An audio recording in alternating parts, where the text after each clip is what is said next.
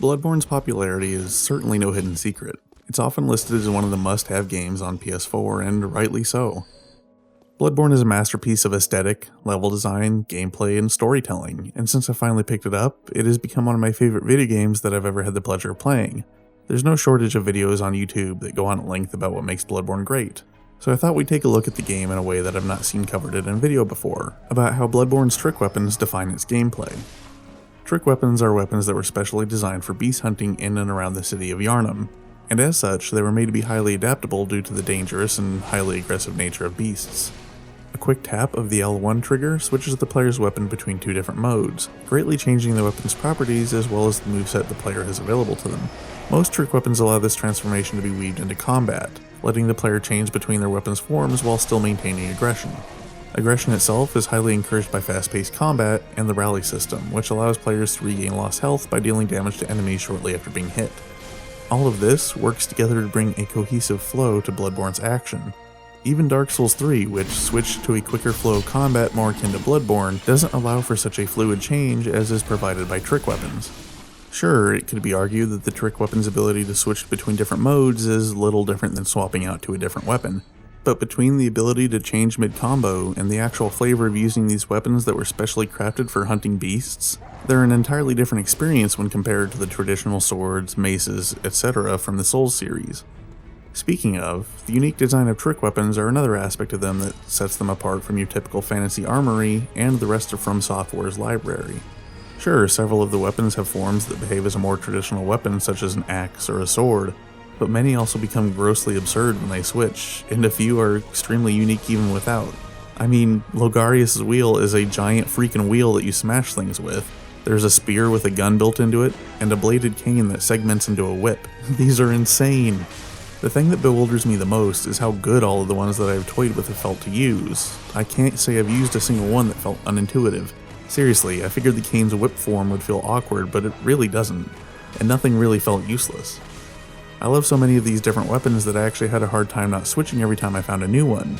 I'm definitely going to be replaying this game a lot to experiment with different builds and try out the other weapons.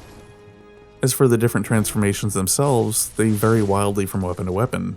Some are relatively mundane, such as the Tonitrus, a mace whose L1 briefly imbues it with electricity, while others drastically change how the weapon behaves.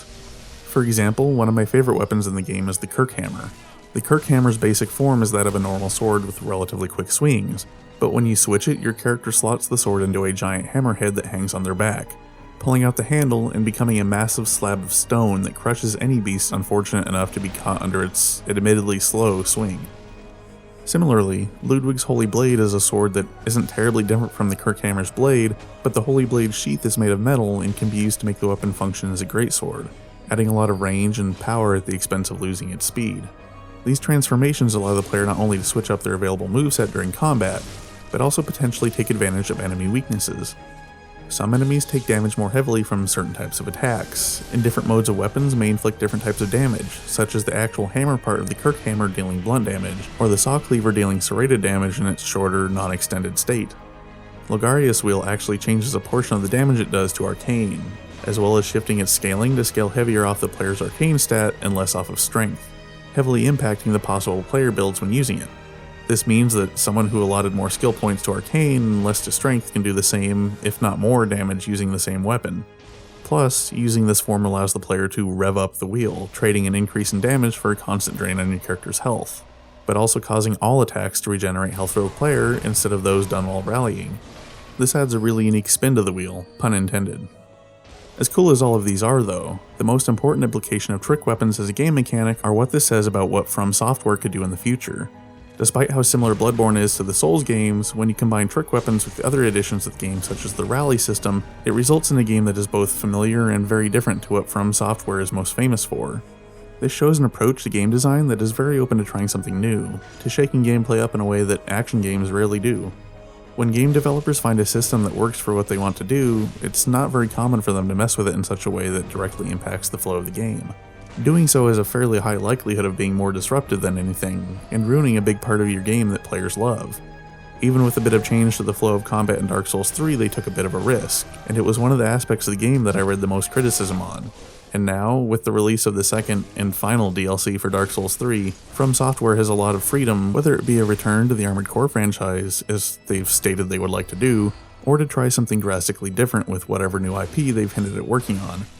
Personally, I'm hoping that at some point they come back to the Souls style of game with a different setting and some really interesting twists on the gameplay. But no matter what they do, I'll definitely be keeping an eye on whatever they release next, and I recommend you do the same. Hey guys, sorry it took so long to get this video out. Between wanting to put some serious time into Bloodborne before writing this, some personal stuff that happened, and working full time, it's been really difficult to get any good work done for videos. That said, thank you for taking the time to watch this and for being patient with me while I stumble my way through this sort of thing. Creating videos has been and continues to be a learning process, so I really appreciate all the support that you've given me. As always, if you have anything to add to the discussion, the comment section is down below, and if you'd like to help my channel grow, liking and sharing my videos is the best way to do that. Thanks again for watching, and I sincerely hope you enjoyed the video. Until next time.